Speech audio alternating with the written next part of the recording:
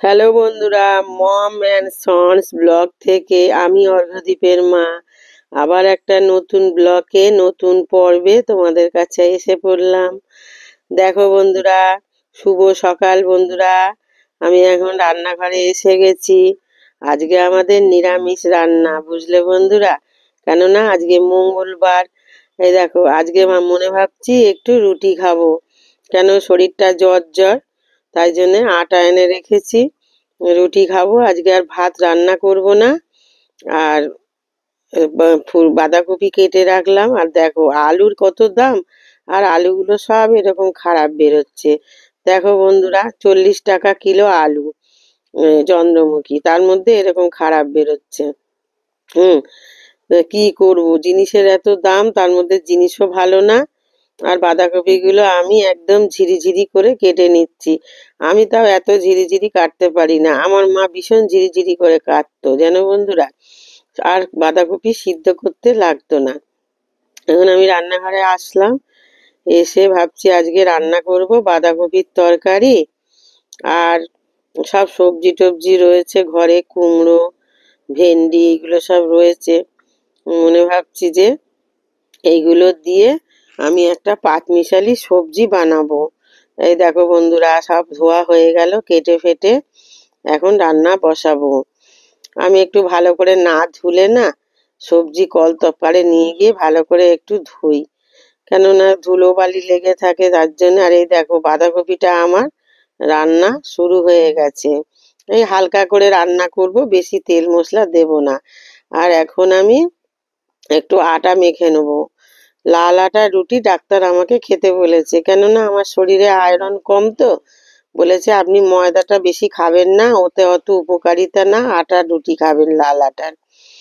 আর কাকু তো পছন্দ করে না রুটি, কিন্তু আমি এখন আটা মাখছি, রুটিটা করব। আজকে আমি রুটি খেয়েই থাকবো। দেখো আমার বাঁধাকপির তরকারিটা হয়ে গেল। এটা কিন্তু একটু শুকনো লঙ্কার গুঁড়ো দেইনি, পুরো কাঁচা লঙ্কায় রান্না করেছি। আর হলুদ গুঁড়ো দিয়েছি, জিরের গুঁড়ো যেরকম দিতে হয় নিরামিষ তরকারিতে, গরম মশলা, ঘি দিয়ে রান্না করেছি। রান্নাটা তোমাদের সঙ্গে শেয়ার করতে পারলাম না, কিভাবে করলাম রেসিপিটা বলতে পারলাম না, মানে যেভাবে আর কি নিরামিষ রান্নাটা হয় সেভাবেই করলাম। আর বাঁধাকপির তরকারি জানো তো নিরামিষটাই ভালো লাগে খেতে। এখন আমার রুটি করা শুরু হয়ে গেল, এইবার রুটি বানাচ্ছি বন্ধুরা। দেখো বন্ধুরা, আর এই চাটুটা না কাকু একবার অফিসে গিফট পেয়েছিল জানো, একটা অফিসের স্মৃতিচিহ্ন। এর হ্যান্ডেলটা ভেঙে গেছে, তাও আমি ইউজ করি। আমার নতুন চাটু আছে, ওইটা আমি পিঠে ফিঠে এসবগুলো করি, বুঝলে বন্ধুরা। কোনো জিনিস না ফেলে দিতে আমার ভীষণ মায়া লাগে জানো তো। একটা জিনিস ব্যবহার করতে করতে এত আপন হয়ে যায় আমার কাছে, যে ভেঙে গেছে বলে যে ফেলে দেবো, ফেলতেও পারি না। তোমরা হাসবে হয়তো আমার কীর্তি দেখে। আমি পুরনো জিনিস গুছিয়ে গুছিয়ে রাখি। কাকু বলে কি হবে এগুলো, ফেলে দাও, ঘরের মধ্যে জঞ্জাল হয়ে রয়েছে। কবে থেকে কাকু আমাকে বলছে যে এই চাটুটা ফেলে দাও ফেলে দাও, কিন্তু আমি একদম মায়া জন্মে গেছে জানো এই চাটুটার উপরে। এটাতেই যেন মনে হয় রুটি করে আমি শান্তি পাই, জানো বন্ধুরা। আমি এক পাগল, আমার কথা আর বলো না। তোমরা কে কে এরকম আছো আমার মতন বলো তো, ভাঙা জিনিস সহজে ফেলতে চাও না। জানি ভাঙা জিনিস সংসারে রাখতে নেই, অমঙ্গল হয়, তবু যেন আমার কোথা থেকে একটা মায়া কাজ করে। এই ভাঙা কড়াই, ভাঙা বাটি সহজে ফেলতেও চাই না, আর সহজে বেচতেও চাই না। খালি মনে হয় ঘরের এক কোনায় থাক, আর কি আছে। তাই আমি তোমাদের কাকুকে, অর্ঘ্যদীপের বাবাকে বলি, আমি তো পুরনো হয়ে যাচ্ছি, হ্যাঁ অকেজো হয়ে যাচ্ছি, আমার হাত পা অকেজো হয়ে যাচ্ছে বয়সের সাথে সাথে, তাহলে তুমি কি আমাকে ফেলে দেবে? এই কথা বলে দুজনে হাসাহাসি করছিলাম সকালবেলা।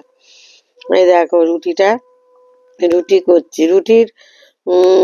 জানি রুটি এইভাবে করতে নেই, কিন্তু করছি জানো তো। আমার এইগুলো সব কি কোথায় কি আছে, এই রুটি করার ওই একটা গোল মতো নিয়ে থাকে না, কি বলে নামটা এখন ভুলে যাচ্ছি, ওটা থাকে, ওটা আছে, ওটা মেজে ঘষে রাখবো, সে কোথায় আছে এখন খুঁজেই পাচ্ছি না।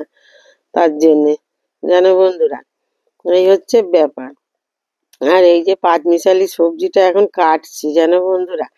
তরকারি তো আমার হয়ে গেল, রুটি হয়ে গেল, এইবার আমি এই সবজিটা কেটে রাখছি। একা হাতেই আমাকে সব কিছু সামলাতে হয়, তাই আমার সুবিধা মতন আমি কাজ করি। হ্যাঁ, এখন এই পাঁচমিশালি তরকারিটা একটুখানি করব।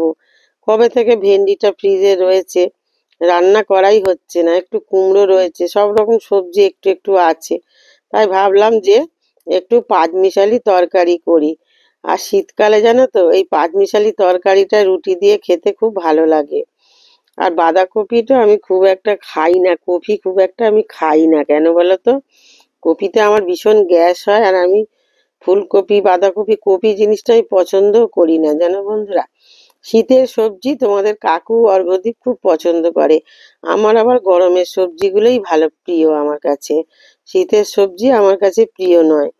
তোমরা কে কে শীতের সবজি খেতে ভালোবাসো আর কে কে গরমের সবজি খেতে ভালোবাসো আমাকে অবশ্যই কমেন্ট করে জানাবে।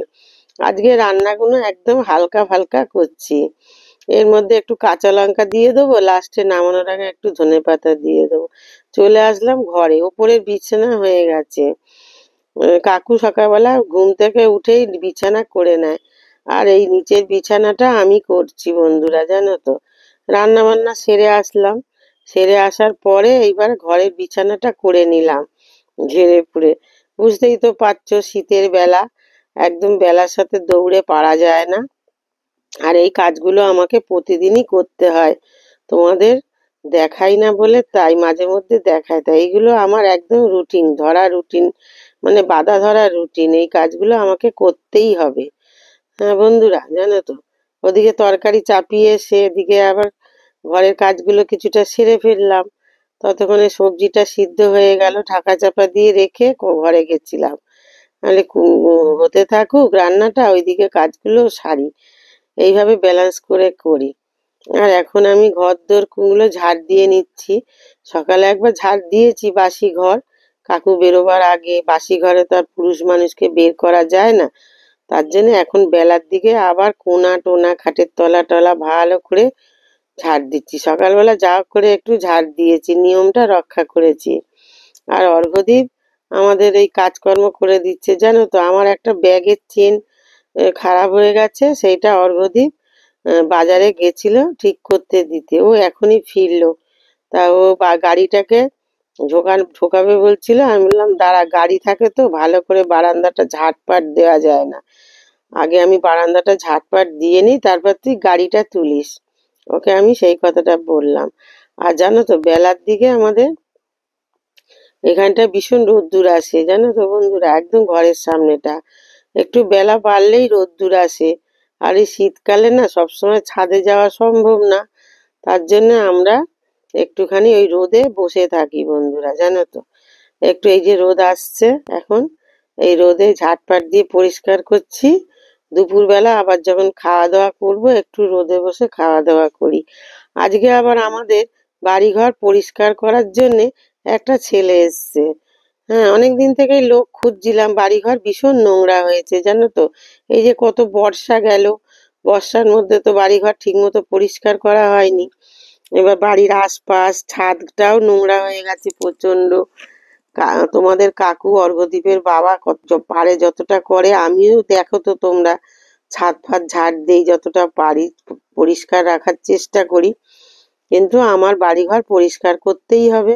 এই যে এই ছেলেটা এসছে, ওই আমাদের যে বাড়িঘর তৈরি করেছে রাজমিস্ত্রি, ওরই এক আত্মীয়কে পাঠিয়েছে আমার বাড়ির কাজের জন্যে।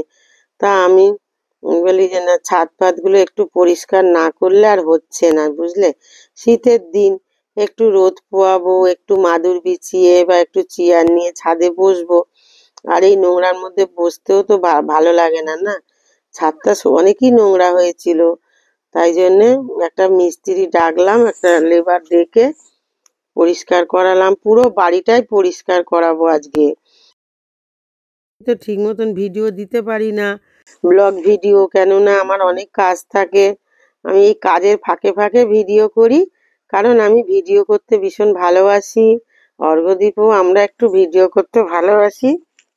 ভিডিও এই যে আমাদের রাজমিস্ত্রি, ও এসে বলে বলে দিচ্ছে যে কিভাবে কাজ করবে। ওকে আমি বলে দিয়েছি, তাই ও ছেলেটাকে বুঝিয়ে দিচ্ছে। কেন আমি তো এখন রান্নায় ব্যস্ত, ঘরের কাজে ব্যস্ত, যেতে পারছি না। ওই সব বুঝিয়ে টুজিয়ে যে এইভাবে কাজ করবি, এইভাবে কাজ করবি। গাছপালাগুলো রয়েছে, বেশি গাছ অবশ্য নেই। আমার ছাদে অ্যালোভেরা গাছ আছে, একটা মানি মানি প্ল্যান্ট গাছ আছে, আর অপরাজিতা ফুলের গাছ আছে। গাছপালা বেশি অর্ঘ্যদীপের বাবা ছাদে করতে চায় না, বলে ছাদে গাছপালা করলে ছাদ হয়তো নষ্ট হয়ে যাবে, সেই জন্য ছাদে বেশি আমাকে গাছপালা পুঁততে দেয় না। ওই অল্প কয়েকটা গাছপালা রেখেছি, যেগুলো বেঁচে আছে সেগুলোই রয়েছে। অনেক গাছ মরেও গেছে, আমাদের ছাদে অনেক গাছ মরেও গেছে।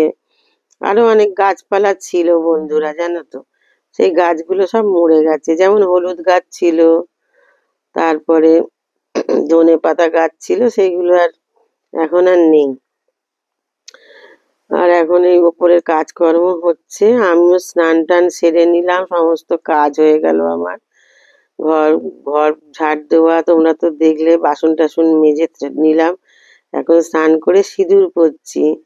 আর এখন গুঁড়ো সিঁদুর আর পরছি না, কেননা শীত পড়ে গেছে তো বন্ধুরা। গোলা সিঁদুর গুলো এখন ব্যবহার করে নিচ্ছি। গরমে তো গোলা সিঁদুর পরাই যায় না, তোমরা তো জানোই। একদম ঘামে এতে একেবারে হয়ে যায়, নষ্ট হয়ে যায় গোলা সিঁদুর, ঘামে ঘামে একদম উঠে যায়, সারা মুখ লাল হয়ে যায়। এই দুটো রুটি আর সবজি আমি খাচ্ছি। দেখো, আমি বাঁধাকপির তরকারি খাচ্ছি না, কেন কপি খেলে আমার ভীষণ গ্যাস হয়, তার জন্য কপিটা আমি অ্যাভয়েড করে চলি। খুব একটা কপির তরকারি আমি খাই না। আর খেয়ে ভাবছি একটু ওপরে যাব, ছেলেটাকে দেখবো যে কিভাবে কাজকর্ম করে, কেননা আমার বাড়ি, আমাকে তো একটু বোঝাতে হবে না। সবসময় তো সবার ভরসায় থাকলে চলবে না। তাই খেয়ে দিয়ে আমি একটুখানি ছাদে আসলাম। ছাদে এসে দেখলাম যে কেমন কি কাজকর্ম করছে, বুঝলে বন্ধুরা। আর ওই মিস্ত্রি দেখো কোন টঙ্কে বসে রয়েছে, বসে বসে ওকে কাজের বলছে, মানে ও কিভাবে কাজ করে। ছেলেটা কোনোদিন কাজ করেনি, এই প্রথম নাকি ও কাজ করছে, তাই ওকে বোঝানোর জন্য ওই ছেলেটা বসে আছে। আর আমি সারা দিন আজকে রেস্ট পাইনি, জানো বন্ধুরা। বাড়িতে একটা কাজকর্ম হলে আমি যদি নাকে সর্ষের তেল দিয়ে ঘুমাই, তাহলে তো আর হবে না। এইভাবে বাড়িঘর করেছি। বাড়িঘর যখন হয়েছিল না, অনেক আমাকে প্রচুর খাটনি করতে হয়েছিল, জানো বন্ধুরা, প্রচুর খাটনি করতে হয়েছিল। হুম।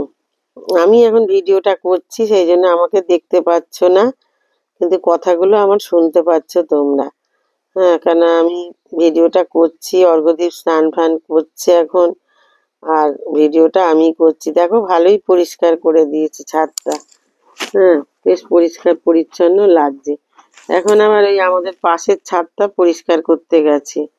হ্যাঁ, কেন বলো তো, আমার ছেলে সব এটা ওটা ফেলে, তো এটা আমার বোনের ছাদ ফেলে, তার জন্যে আমি ওকে বলেছিলাম যে আমার যখন পরিষ্কার হবে ছাদ, তখন তোর ছাদও পরিষ্কার করে দেবো, এই কথা বলেছিলাম। ও তো খুব ঝগড়া করছিল আমার সাথে, যে আমার ছাদে নোংরা ফেলেছে। তা নোংরা হতেই পারে, আর আমার ছেলেটা একটু বদ অভ্যাস আছে, এটা ওটা ফেলে দেয় ছাদে ভুলবশত। আর আমি এখন ছেলেটাকে একটু টিফিন দিচ্ছি। কেন বলো তো বন্ধুরা, দুপুরবেলা এসছে আমার বাড়ি, সে তো আমার অতিথি, তাকে তো একটু কিছু দিতে হবে খাবার দাবার, তার জন্য একটু চা বানিয়ে দিলাম, আর একটু মুড়ি মেখে দিলাম। এই ধনেপাতা কাঁচা লঙ্কা, তারপরে ধনেপাতা কাঁচা লঙ্কা চানাচুর দিয়ে, তারপরে একটু তরকারি দিয়ে মেখে দিলাম। বাচ্চা ছেলে তো আমার ছেলেরই মতন, তাই জন্যে ওকে একটু খাবার দিলাম। ও তো খুব খুশি। ওকে রুটি দিতাম বন্ধুরা, জানো তো, রুটি আমি কম করে করেছি, কেন লাল আটার রুটি তো কেউ খেতে চায় না বলে। আর অর্ঘ্যদীপের বাবাও বেশি একটা খাবে না, তার জন্য আমি আমি জানতামও না যে ও আজকে কাজে আসবে, তাহলে একটু বেশি করে রুটি বানাতাম। হঠাৎ দেখি আমি রান্না করছি, ও কাজে এসছে, আজকে অন্য জায়গায় কাজ নেই, তাই জন্যে আমি ছাদে এসে সব দেখছি। ওকে বললাম, বাবা তুই খেয়ে নে আগে, তারপর কাজ করিস। হ্যাঁ, বাচ্চা ছেলে, বেশি বাচ্চা নয়, কাজ করার বয়স হয়ে গেছে ওর, তা আমার কাছে বাচ্চা, আমারই ছেলের মতন। ও এখন টালিগুলো ঠিক করে দিচ্ছে। ওই যে নারকেল পাতা পড়ে টালিগুলো ভেঙে গেছে। তার জন্য আমার ছাদে টালি ছিল কটা, ওই টালি নিয়ে টালিগুলো ঠিক করে দিতে বললাম। জানো তো বন্ধুরা, আমার মনে অত হিংসা নেই। কেন বলো তো? আমি ওইসব ভাবি না যে আমার আমার তোমার তোমার। আমার টালিগুলো ভেঙে গেছে, আমি ঠিক করে দিলাম, যাক গিয়ে কি আছে। এত হিংসা করে তো আর বাঁচা যায় না। আমার মনে সত্যি হিংসা নেই। সেই জন্য আমার ছেলে, আমার স্বামী আমাকে প্রচুর ভালোবাসে। আমার ছেলে বলে, মা তোমার মতো মানুষ দেখা যায় না। তোমার মনে আমি না, হিংসা করতে নেই, হিংসা করাটা উচিত না। যে হিংসা করবে সে ভুগবে, আমার কি। আমার মনের মধ্যে আমি হিংসা রাখি না। ও টালির চাল এগুলো তো আমার করার কথা নয় না, এগুলো ওরই করার কথা, যেহেতু ও ভাড়া নিত। তা আমি বলেছিলাম ওকে যে ভাড়া 200 টাকা করে রেখে দিবি ঘর বাড়ি মেনটেনেন্স জন্য। ও রাখতে পারে না, খরচ হয়ে যায়। তার জন্যে আমি ঠিক করে দিলাম। আর কি হবে। এবার বন্ধুরা, বসে আছি, তোমাদের সঙ্গে একটা কথা বলতে আসলাম। জানো বন্ধুরা, মানুষ না, সবার শত্রু আছে জানো তো। হ্যাঁ, মানুষের এই যে আমাদের যুগে যুগে দেখে আসছি, রাম রাবণের যুদ্ধ, কংসের সাথে কৃষ্ণের বিবাদ, হ্যাঁ, যীশু খ্রিস্টকে ক্রুশবিদ্ধ করলো। তা আমারও অনেক শত্রু আছে, তোমারও অনেক শত্রু আছে। মানুষের যেরকম মিত্র থাকে সেরকম শত্রু থাকে। একটা মানুষ সবার কাছে ভালো হতে পারে না, এটা আমি জানি। প্রত্যেকেরই শত্রু আছে, মিত্র আছে পাশাপাশি। হ্যাঁ, যিশুর মতো মানুষেরও শত্রু ছিল। সে যে একটা এত ভালো মানুষ, তারও শত্রু ছিল। বেশি ভালো মানুষের জানবে তো বেশি শত্রু। যারা বেশি ভালো কাজ করে বা সামাজিক কাজ করে বা সমাজের মঙ্গলের জন্য যারা বেশি কাজ করে, তাদেরই শত্রু সংখ্যা বেশি। শত্রু ছাড়া মানুষের জীবন বাঁচে না। আর তোমাদের কাকু বলে, অর্ঘ্যদীপের বাবা বলে, মানুষের ভালো করে কি হবে, মানুষ তো ভালো না, মানুষের খারাপ করলেই ভালো। আমি বলছি, দেখো, যত মানুষ পৃথিবীর ভালো কাজ করেছে, মঙ্গল কাজ করেছে, তাদেরই শত্রু সংখ্যা বেশি। তা আমাদেরও অনেক শত্রু আছে, আবার অনেকে মিত্র আছে, অনেকেও ভালোবাসে। এই আমাদের এই সোশ্যাল মিডিয়াতে অনেকে ভালোবাসে, ভালো কমেন্ট করে, অনেকে আবার খারাপ কমেন্ট করে, শত্রুতা করে। কিন্তু কাউকেই আমরা চিনি না। তা শত্রু মিত্র নিয়েই মানুষের জীবন। হুম এটা আমি এখন ভালো মতনই বুঝে গেছি। হুম শত্রু সবারই আছে। কুকুর বেড়ালের মধ্যে ওদের ওদের গোষ্ঠীতে ওদের শত্রুতা, জানো। আমাদের দুটো কুকুর ছিল, দেখেছিলে তো। আরেকটা কুকুর এসে, বড় কুকুর এসে সব ওদের খাবার দাবার খেয়ে নেয়, ঝগড়া করে। কুকুর দুটো কোথায় চলে গেছে জানো। তাই আমার ছেলে বলে, মা আমরা বলি অবলা জীব, অবলা জীব, ওদের মধ্যেও কত হিংসা দেখো। আমাদের কুকুরগুলো চলে গেল, এখন আর আসে না। আর একটা বড় কুকুর কোথা দিয়ে এসে যা খাবার দাবার ফেলি খেয়ে চলে যায়। শত্রু ছাড়া মানুষ নেই। হ্যাঁ, এই যে শত্রুরা অনেক রকম শত্রুতা করবে, অনেক রকম রাজনীতি খাটাবে, কিন্তু তার মধ্যে নিজের ভালো কাজ নিজে করে যেতেই হবে। নিজের আমি যদি আমার কর্মফল ভালো করি, তাহলে আমি একদিন ভালো পুরস্কার পাবো, এটা আমার বিশ্বাস। আমার এটা বিশ্বাস যে আমি যদি ভালো কর্ম করি, আমি একটা ভালো পুরস্কার আমি পাবোই, এটা আমার ধারণা। কারণ বন্ধুরা, জানো তো, অনেক জীবনে অনেকের ভালো করেছি, তাই জন্য আজকে এইটুকুনি ভালো আছি। হুম অনেকেরই ভালো করেছি, কিন্তু আমার সাথে অনেক লোক হিংসা করে, খারাপ ব্যবহার করে। তাতে আমার কোনো যায় আসে না। আমার মনে কোনো কষ্টও হয় না। আমি জানি যারা সফল মানুষ, যাদের জীবনে সফলতা আসে, তাদের শত্রুও অনেক আসে। হ্যাঁ, সফলতার সাথে সাথে শত্রুও অনেক আসে মানুষের জীবনে। তুমি যত সফল হবে, যত উন্নতি করবে, দেখবে তোমার চারিপাশে শত্রু সংখ্যাও বেড়ে যাবে। এটাই স্বাভাবিক নিয়ম বন্ধুরা, জানো তো। খুব ভালো লোকেদের, খুব সেলিব্রিটি লোকেদের দেখবে কত চর্চা, কত নিন্দা, কত তাদের মানে নিন্দা করে, তাদেরকে কিভাবে খারাপ করবে, কিভাবে তাদের দুর্নাম করবে, সেজন্য আবার অনেক লোক আবার প্রস্তুত থাকে। এটাই দুনিয়ার নিয়ম, এটাই দুনিয়ার নিয়ম। এটা তোমাদের সঙ্গে সেই কথাগুলোই বললাম। যে মানুষের যেরকম মিত্র থাকে, মানুষের যেরকম শত্রুও থাকে, জানো তো? শত্রু ছাড়া কোনো মানুষ নেই, আবার বন্ধু ছাড়াও কোনো মানুষ নেই। যার যাকে ভালো লাগে সে তার সাথে মেশে। আমি জানো তো অনেক ভালো কাজ করতে গিয়ে অনেক খারাপ হয়ে গেছি। তার জন্য কি আমি ভালো কাজ করব না? হ্যাঁ, যারা ভালো কাজ করার মেন্টালিটি যাদের আছে না, তারা খারাপ কাজ করতে পারে না। আর জানো তো এখন যে যুগটা এমন পড়েছে, তোমার সঙ্গে কথা বলবে, তোমার সঙ্গে মিশবে, পিছনে তোমার শত্রুতা করবে। এইরকম হয়ে গেছে এখন। ঠিক আছে, আবার পরের ব্লকে দেখা হবে। টাটা। তোমরা ভালো থেকো, সুস্থ থেকো।